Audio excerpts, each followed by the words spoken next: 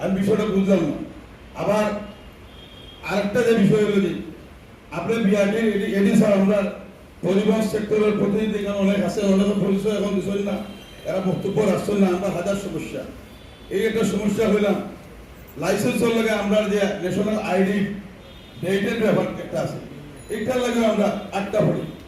ছোট গাড়ি, অনেকটা ছোট গাড়ি তোমার চেসিসের মধ্যে একদম মালিকে শর্ট করিয়া ওই যে টেবিলের মধ্যে যে চার্জার লাগাইছে ছোট্টটা ছিদ্র করে দিয়েছে, একটা সন্তান মাঝে সামান্য ছোট্ট ছিদ্র, এই ছিদ্রটা থাকলে গাড়িটা আপনার নাম পেছালন না, গাড়ির কাগজ না। আবার তার লোকে দলাল না ধরলে আপনারা কোন দলাল করিও না। দলালের মাধ্যমে না গেলে যে কাজগুলা এই কাজগুলো হয় না, সামান্য কিঞ্চিত পরিমাণ বেশ কমে জানলে আমরা কাছে মানুষ আয় যেখানে বাধাপ্রাপ্ত হয়। আমরা এগুলো কাজ করি না, আমরা কোর্টও যাই না। আপনি যেহেতু বিগত এডি সাহেব আমার নিজের গাড়ি নাম ট্রান্সফার করতে গেলে আমি নিজে ওনারা পাস করতে হয়। যাই হোক, আমার আপনার কাছে আপনার অনুরোধ, ছেলেটা আপনি একজন সৎ যোগ্য দক্ষ থেকে একজন কর্মকর্তা, আপনার এটি যোগ করছেন না, একজন ভালো এটি দিবেন। উপরে যদি ঠিক থাকে নিজ অটোমেটিক ঠিক থাকো, উপরের এডি সাহেব যদি ঠিক থাকে সারা বিআরটি অফিস ঠিক থাকো। আমরা এর আগে আরো দেখছি, আমরা কোনো জায়গায় আড্ডা পড়লে এডি সাহেবের কাছে গেলে এডি সাহেব দমক দিছে, ফার্স্ট হয়ে গেছে। কিন্তু বর্তমান সানাউল্লাহ সাহেব উনার কাছে যত আইন আছে আমরা কি আনলে সব আইনের বস্তাটা উনি মুখ খুলে দেয়। জি, এটি বলতে করছেন আপনার। আমার দাবি হলো কি আপনার ভালো একজন এডি যোগ্য একজন এডি দক্ষ বয়স্ক থেকে আমরা সিলেট দক্ষ, আমরা সিলেটের মানুষ বিগত এডি সাহেবের মাধ্যমে আমরা অনেক নাজাল হয়েছি। আমরা আজকে আর উনি নাই, ওনার কথা আলোচনা করে লাভ নাই। এখানে আরো আমরা প্রতিনিধি হল আছেন। আমি আরেকটা অনুরোধ করবো, আমরা যখন বয়স যারা 40-50 হয়ে গেছে গিয়া তারাও ড্রাইভিং লাইসেন্স ফার্স্টবার নবায়ন করে যাতে প্লাস্টিক কার সাইডটা আছে, এখন আবার পরীক্ষা দিতে হয়। পরীক্ষা না দিলে তারা পাস করতে হয়। এই যে বয়স্ক মানুষের আপনারা একটা সুযোগ দিচ্ছেন বারবার পরীক্ষা, আমি এইটা আমরা লাগে এটা বিশাল বিশাল হয়রানি স্যার। এই হয়রানি থেকে আমরা একটা পরিত্রাণ চাই। আর একটা বিষয় লাগি ফিটনেস করতে গেলে লাইসেন্স করতে গেলে আগের দিন ইয়া অথবা পরীক্ষার দিন বিকেলে তারা যোগাযোগ করা লাগবে। এই যোগাযোগই ছাড়া লাইসেন্সের পাস হইতো না। আপনি MA পাস হোক না, মাস্টার পাস হোক না, লাইসেন্স তারা লাগে এই এডি ছাড়া লাগে। আমি মনে করলাম বিআরটি যত কর্মকর্তা আছেন আমার কারোর উপরে অভিযোগ দেন আপনার উপর থেকে যদি সব দিকে নিচে হাত থাকে তাহলে নিচে তো নিতে হইব, আর উপর যদি ঠিক থাকে তাহলে নিচে তুলিত করতে পারতো না, এরা সাহস রাখতো না।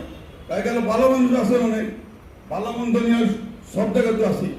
আর আমি আরেকটা আপনার হলাম ফিটনেস 1 বছর ভোট করে যাই। আমরা ফিটনেসটা আপনার কমপক্ষে 2 বছরের নৌকা, 2 বছরের নৌকা, পারমিট 5 বছরের, 3 বছরের করছেন। পারমিটের ডেটটা একটু আসতে দিরা পারমিট নৌকা 5 বছরের মাননীয় চেয়ারম্যান সাহেব আপনারা খালি এটা পারবা। যদি ফিটনেসের লাগে যে লাইন ধরে আর ফিঙ্গারের লাগে যে লাইন ধরে, ফিঙ্গার মেশিনটা বাড়াইছি সকালে গেলে চেয়ার আছে এইভাবে, এই একজন হলে তো আরেকজন হতে যায়, একজন হলে আরেকজন হতে যায়। এই যে মালিক হল আমরা গাড়ি ফিঙ্গারও লেগে একটা আজকে যাই স্যার আমি এটা ফিঙ্গারও লেগে যদি সময় দিতে পারি। কিন্তু এই সিরিয়াল মেনটেন করতে হইলে আমরা সকাল থেকে বিকালে যাই ফিঙ্গার। এখানেও আমরা লক্ষ লক্ষ টাকা আমরা ট্যাক্স দিলাম পরিবহন সেক্টর থেকে। এখানে একটা ফিঙ্গার মেশিন বলা যায় না। এই যে আমরা একজনে বললো আর একজনে কার্যকর লাগলো 3 বার চক্কর দিল, আর আমরা যারা আছি অন্যান্য মানুষ যারা এই গরমের মধ্যে সারাদিন অপেক্ষা করা লাগে। আমার আবদার থাকলো ফিঙ্গারের বিষয়টা NITর বয়সের ব্যাপারটা, NIT আর লাইসেন্স একটা বয়সের বেশ কমে গেছে। এখন এই বিষয়টা তো আপনার নাজাল হয়ে ওটারে কিভাবে লাইসেন্স আমরা নবায়ন করা যায়। লাইসেন্স যদি নবায়ন না হয় তাহলে পুলিশ আমার রাস্তা আপনার মামলা দিলেন। তো এখান থেকে আমরা বাস্তান দিলাম। আপনি আইসেন আমরা শ্রমজীবী মানুষের পক্ষ থেকে, আপনার সিলেট জেলা CNG চালিত রোজগার সুবিধার পক্ষ থেকে আপনার আন্তরিক মোবারকবাদ ধন্যবাদ জানিয়ে আমরা সিলেটের আগামী দিনের প্রত্যাশা থাকবো একজন সৎ যোগ্য দক্ষ এডি নিয়োগ দেওয়া। আর এডির লোকেও আমরা সবকিছু নিচে দিয়ে যদি কোনো সমস্যা হয় আমরা এডির কাছে গিয়ে বলে যেতে আমরা সমস্যাটা সমাধান হয়ে যায়। আর আমরা ট্যাক্সটা ফিটনেসটা আপনার 2 বছর করা যায়নি, 2 বছর করতে পারলে আমরা অনেকটা মোটামুটি জামও কমবো। এই যে তেলিবাজারের বাইপাস রোডও দেখা 2 কিলোমিটার লাইন লাগে, 20-22 হাজার খালি সিএনজি সিএন। আর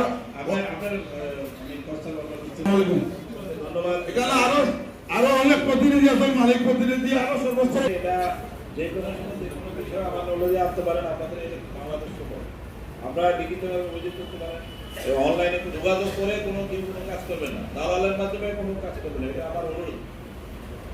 এরপরে যদি আপনার কোনো সার্ভারিং সেট করতে পারেন, এটা আমার নলেজে আছে। আমাদেরও আর মানে মাঝখানে ডাইরেক্টরও আছে, ডিডি আছে, ডাইরেক্টর আছে, এডিটিং করতে ডিডি আছে, বিভাগীয় অফিস আছে, তাকে জানাতে পারেন। সেও যদি মনে করেন যে আপনার কর্ণপাত করতেছে না, তাকে আমাদের হেড অফিসে জানাবেন। যেটা বলতেছে বিজ্ঞাপন করে কাজ করেন, একটু ভিড়ভাড়টা বেশি থাকে, বাংলাদেশের মানুষ বেশি, কাজও বেশি। সেই হিসাবে সরকারি প্রশাসন হচ্ছে যে জনবলের যে বিষয়টা আপনারা জানেন, বিআরটিএ বলতে বোঝাতে বাংলাদেশ বলতে আপনার পুরো বাংলাদেশের গাড়ি ঘোড়া নিয়ে আছে, সব দায়িত্ব দিয়ে আসলে এখানে আমি শুরুতেই বলেছি যেমন আমাদের এনফোর্সমেন্ট কালচার পুলিশ করে প্রায় 95%। এইখানে আপনারাও কিন্তু আমাদের বিআরটিএর অংশ। আপনারা যদি এখানে কোপারেট না করেন, আমরা ওই শিক্ষিত জনবল দিয়ে যে আমাদের ওই হিসেবে জনবল থাকার কথা কয়েক হাজার, আর আমাদের 1000 ছিল জনবল আর 800 মাত্র জনবল। তো সেইখানে সারা বাংলাদেশে 700-800 নিচে আমি 823 জন আছে মোটামুটি বিআরটি জনবল। সুতরাং এই যে সারা বাংলাদেশের লোক যদি চিন্তা করেন, গাড়ির সংখ্যা যদি তুলনা করেন, সামনে জেলায় আপনার তো জট হবে বা সিঙ্গলার মধ্যে থাকতে হবে। আমরা ওই শুরুতে আমি যেটা বলেছিলাম, লাইনের মাধ্যমে পিছনে দাঁড়ানোর সেই ধৈর্য আমার কাছে নেই। আমার কাজ হলো দালাল দিয়ে হোক, যেভাবে হোক, সবার আগে যদি আমি দিতে পারি তাহলে আমি বাঁচি। এই হলো আমাদের সরকার পয়সা দেয়, এই ধরনের মানসিকতা কিন্তু আমাদের আছে। এই ইয়ে থেকে বেরিয়ে আসতে হবে, এই সংস্কৃতি থেকে বেরিয়ে আসতে হবে যে না, আমি যে হই না কেন, আমার গাড়ি 10টা থাক, 20টা থাক, আমি শ্রমিক নেতা হই আর মালিকের নেতা হই, আমার সিরিয়াল আসে তখন আমি 10 জনের পর দাঁড়ায় থাকি। আমি যদি অন্য কাউকে অথরাইজ দিয়ে অন্য কাউকে দিয়ে আমার কাজটা করাতে পারি, আমি ওকে দিয়ে করাবো, দালালকে দিয়ে না, যোগাযোগ করে না, সিস্টেমে আমি কাজ করি। সুতরাং আমি শুরুতেই বলেছি যে আমরা ডিজিটাল সেবা দেওয়ার জন্য অনুরোধ তৈরি হচ্ছি, আপনারাও কিন্তু আমাদের ওই পদ্ধতি নেবেন। তো আমি যেটা আপনি বলছেন, আমরা এখন যে মানে প্রাইভেট কার, তারপরে এই মাইক্রোবাস, এগুলো কিন্তু 2 বছরের জন্য আমরা বিক্রি দিচ্ছি। তার পাশাপাশি এটাও আমরা অভিযানে জারি করতেছি, সব গাড়ি এখন বাংলাদেশের যে কোনো জায়গায় ইনভেস্ট করা যাবে, প্লাস এই যে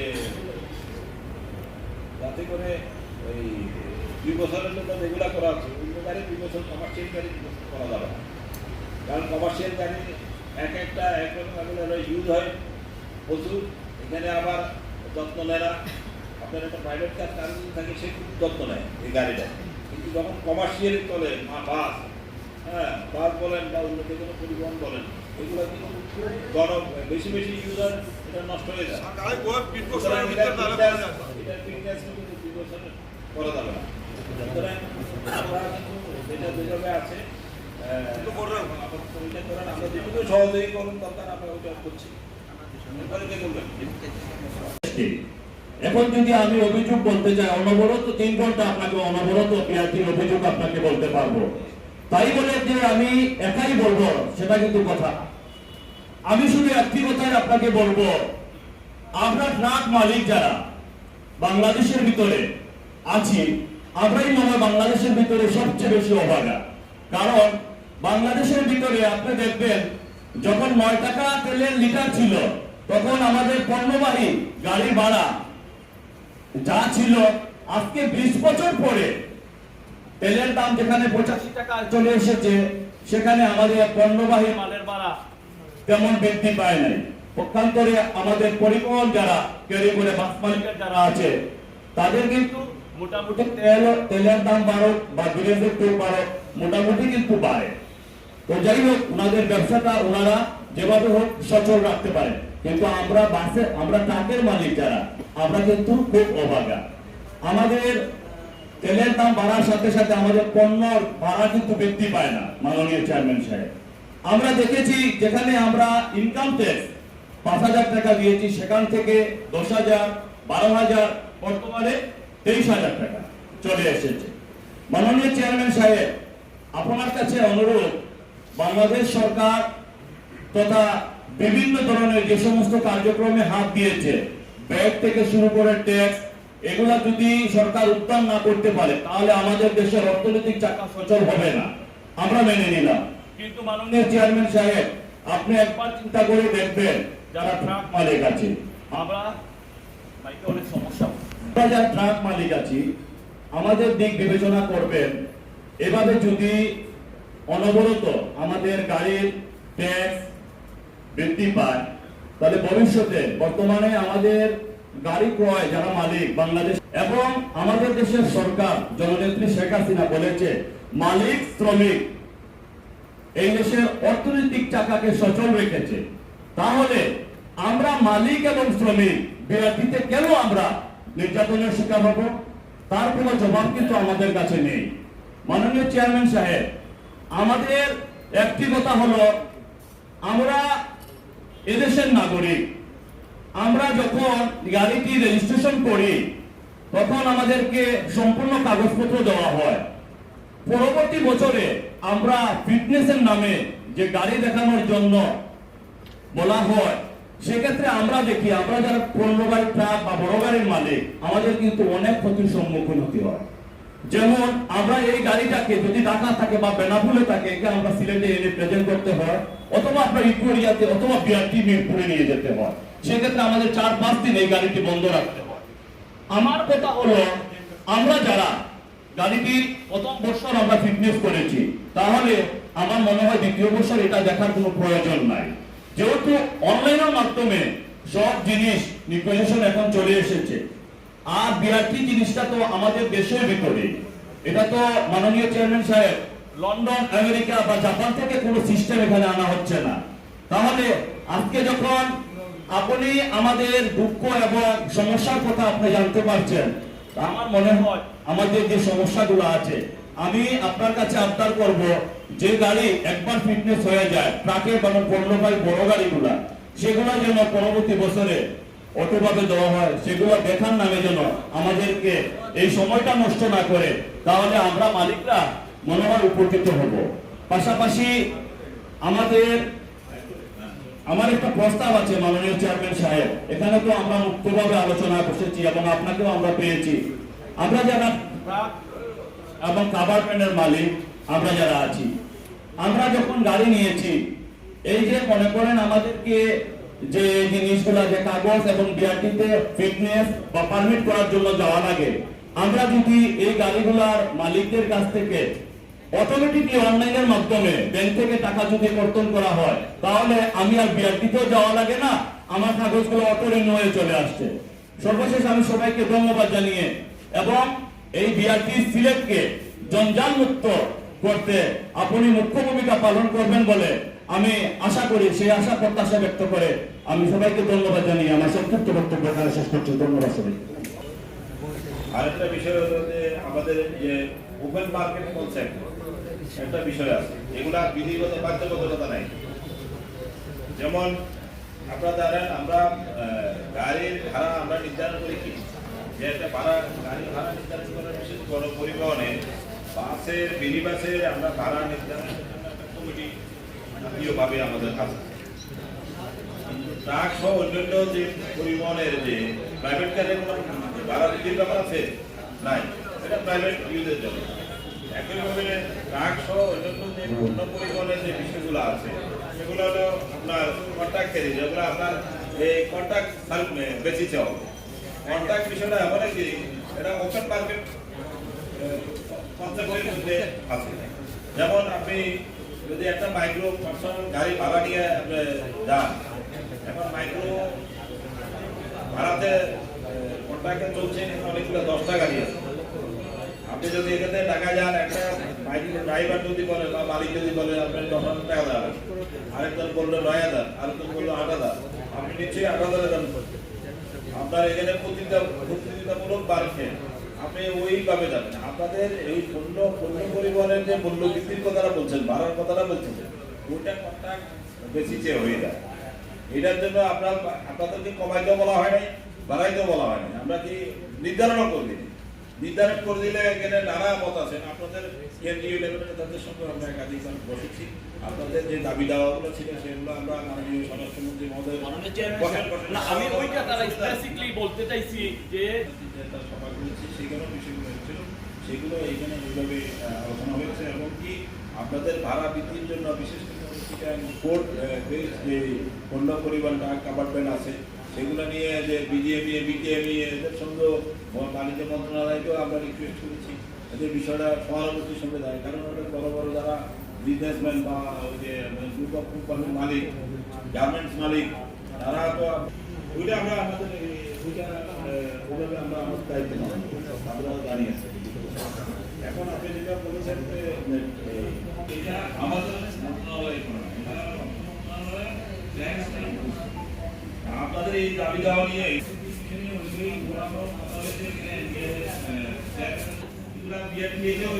সব দাবাই দেন।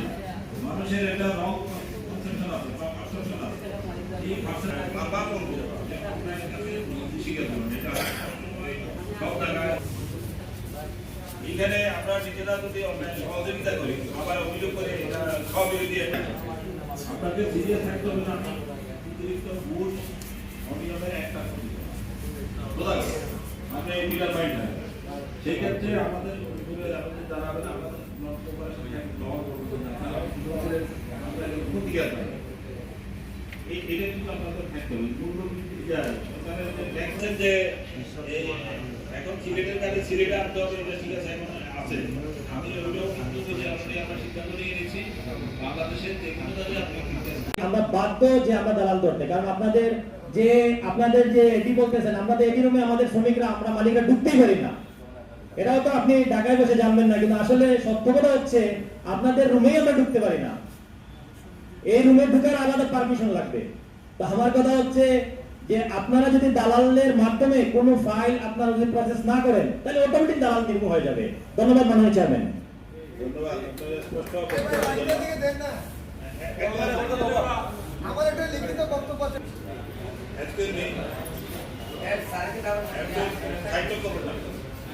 দালাল বিষয়ে আমার বক্তব্য হলো যে আপনি দালাল ছাড়া হবে না। আসলে এটা কথা না, তবে দালালের ব্যাপারে যে আমাদের যে পুলিশের সংশ্লিষ্টতার বিষয়টা করছে সেই বিষয়ে আমি আমি জাতীয়ভাবে করতে চাই। আসলে এখানে আপনাদের এটা জানা দরকার। আমি জয়কাল পোস্ট থেকে বিএমপিএ 4 জন অফিসারকে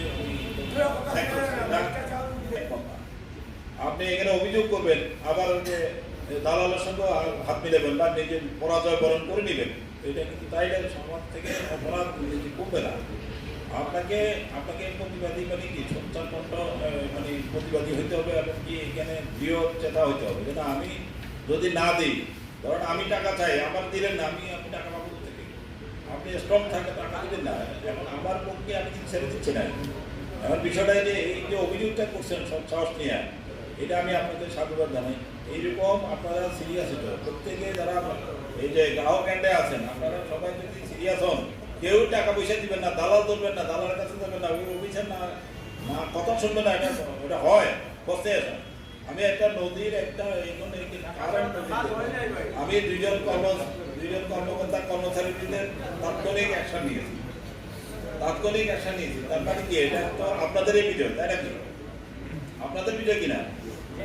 একজন এডি একজন রেকর্ড কিপারকে এখানে তাৎক্ষণিক আমি বদলি করেছি শর্ট নোটিশ। তার মানে কি আপনাদের কথাগুলো আমরা আমলে নিয়েছি। সুতরাং এইভাবে যদি আপনারা যদি সোচ্চার হন, সিরিয়াস হন, তাহলে কিন্তু অপরাধ কমে যাবে। এখন এই দালালেগুলো কারা, এটা আপনারা জানেন, দালাল আপনারাও জানেন এখানে। তাহলে এই দালাল চক্রটা ভাঙার জন্য আপনাদের সহযোগিতা লাগবে না? অবশ্যই আপনাদের সহযোগিতা। আপনি একজন সোচ্চার আছেন, দেখা যায় 5 জনের টাকা দিয়ে দেবেন দালালকে, আপনি দিলেন না, তাহলে যারা দিয়ে দিচ্ছে বা আপনাদের তো এখানে দায়িত্ব আছে, তবে আপনাদের দায়িত্বটা বড় না। আমি মনে করি আপনাদের কিন্তু ওই জিনিসটা থাকতে হবে, স্ট্রং থাকতে হবে। আমি এখানে আমার অফিসারে এখানে আছে, তারা আছে, কিন্তু সবাই আছে এখানে এই সিলেট অঞ্চলে। সবার উদ্দেশ্যে বলতেছি, দালাল যদি কেউ বস্ত্র দিয়েছেন বা দালালের সহযোগিতা নিয়ে কোনো অনিয়ম করতেছেন, ধরা পড়লে এর মধ্যে আপনারা জেনে গেছেন, আমি কাউকে ছাড়বো না। সুতরাং আপনারা এই ব্যাপারে সচেতন থাকবেন এবং এগুলা থেকে মুক্ত থাকবেন। আমি এটা আপনাদের ওপেন আমি বললাম, এই দালাল কোনো মানে অভিযোগে দিতে পারেন। আমরা কিন্তু যেটা ঢাকাতে আমার সার্বক্ষণিক মেজিস্ট্রেট রাখি, যে ঢাকার 3টা সার্কেলে 3জন মেজিস্ট্রেট একদম ফুল ডে থাকে। ওখানে বলা আছে যে এই ব্যানারটা নাম আছে যে কেউ যদি কোনো হয়রানির সম্মুখীন হয় বা এরকম অনিয়ম দুর্নীতির শিকার হয়, তাৎক্ষণিক ওখানে মেজিস্ট্রেটকে জানাবে। তাইলে ওই সময় তাৎক্ষণিক অ্যাকশন।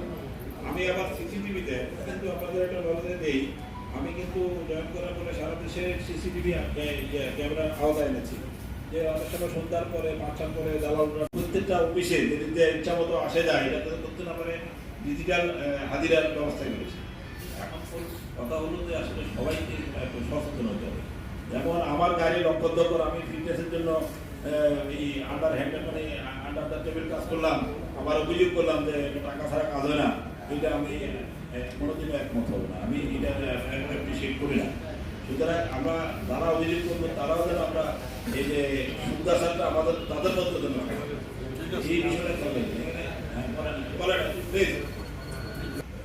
চ্যানেল মহোদয়, সিলেটে আগমনের জন্য আমার নাম পুলক কবির চৌধুরী, সিলেট জেলা ট্রাক মালিক সমিতির সহসভাপতি। আমি আপনার উদ্দেশ্যে দুটা কথা বলে আমি বক্তব্য শেষ করব। আমি গত আরটিসি মেম্বার ছিলাম। আরটিসি মেম্বার থাকা অবস্থাতে 2 বছর করোনার কারণে কোনো আরটিসির মিটিং আমরা করতে পারি নাই। প্রশাসনের সাথে অনেকবার যোগাযোগ করেছি, প্রশাসন বলছেন যে করোনার সময় কোনো আপনার হবে না, আরটিসি মিটিং করা যাবে না, এটা আমাদের উপরের নির্দেশ, আমরা করতে পারি নাই।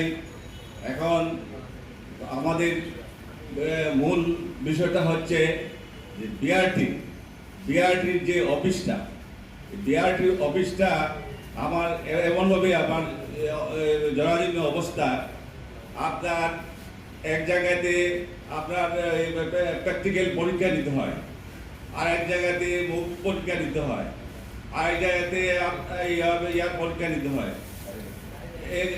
আরেক জায়গাতে আপনার গাড়ি দেখতে হয়। হ্যাঁ, বিভিন্ন জায়গাতে আপনার মানে এই লোকজন আপনার হয়রানির শিকার হচ্ছে। সুতরাং আমি অনেকবার যোগাযোগ করেছি এই বিআরটির এবং ডিসি প্রশাসনের সাথে। ওনারা বলছেন যে আপনারা একটা জায়গা দেখেন, আমি জায়গা থেকে শুরু করে আমার এই যে স্যার ছিলেন আপনার দিদি, ওনাকে দিয়ে আমি মন্ত্রী মহোদয় পর্যন্ত আপনার গেছি, উনি ডিএলটারটাও আপনারা দিচ্ছেন জায়গার এবং আপনার মানে বিআরটির আপনার এটা নির্দিষ্ট জায়গা আপনার করার জন্য। এটা এই পর্যন্ত এখনো পর্যন্ত আপনার মানে এটা কোনো হয় নাই, সুরাহা হয় নাই। আর 2 নম্বর হচ্ছে যে সিএনজির ব্যাপার। সিএনজির ব্যাপারটা আপনার সিএনজি, অবৈধ সিএনজি 20,000 সিএনজি এই সিলেট শহরে আপনার চলাফেরা করতেছে। হয়তো 20 থেকে 22,000 সিএনজি রেজিস্ট্রেশন আপনার সিলেটে আছে, কিন্তু 20,000 থেকে 22,000 হবে আপনার অবৈধ সিএনজি আপনার মানে সিলেট শহরে অবস্থান করতেছে। এখন আমার অনুরোধ হচ্ছে আপনার কাছে, এই অবৈধ সিএনজি গুলাকে আপনার বৈধ কিভাবে করা যায়, এই ব্যবস্থার জন্য আমি আপনার কাছে বিশেষভাবে অনুরোধ করিতেছি। এই বলে আমি আমার বক্তব্য শেষ করছি। ধন্যবাদ। আমি নিরাপত্তা কমিটিকে কার্যকর করতে বলেছি এবং উপজেলা সড়ক নিরাপত্তা কমিটিও অনেক ক্ষেত্রে কার্যকর না, ফাংশন না। যে 20,000 যে বৈধ আছে, আপনি যেটা বলছেন আরো 20,000 অবৈধ চলতেছে। এখন এই আরটিসি দায়িত্ব হলো ঢাকা সিটিতে কতগুলা গাড়ি চলবে, বা সিলেট সিটিতে কতগুলা গাড়ি চলবে, এটা সিলেট আরটিসি ঠিক করবে। যেমন কয়টা বাস চলবে, কয়টা ট্রাক চলবে, বা কয়টা বিশেষ করে মনোপরিবহন, যে কয়টা সিএনজি চলবে। এখন আপনার ওই কমিটি যদি কাজ না করে, এটা বিএনটি এর দায়িত্ব। বিএনটি এ আমাদের পাওয়ার ডেলিগেট করে দেওয়া আছে আরটিসি গুলাকে। শুধু বিএনটি এর যেমন ঢাকা সিটি সিলিং করা আছে 13,000, চট্টগ্রাম সিটি 13,000, আর বাকি বাংলাদেশের কোথাও আমরা সিলিং করে দেইনি। এটা মানে সরকার বা মানে কেন্দ্র থেকে কোনো কন্ট্রোল নাই। কন্ট্রোল নাই বলতে এই সেন্সে করতেছি, মানে আমরা করি না। বাকি কাজগুলা করে কে? সংখ্যা নির্ধারণের কাজটা করবে সংশ্লিষ্ট জেলা আরটিসি। এখন সিলেট আরটিসি ঠিক করবে সিলেট সিটিতে কত গাড়ি চলবে, সিলেট জেলায় কত গাড়ি চলবে, বা সিলেটের অন্যান্য জেলাগুলোতে ওই জেলা মনে করে ঠিক করবে কত সিএনজি চলবে।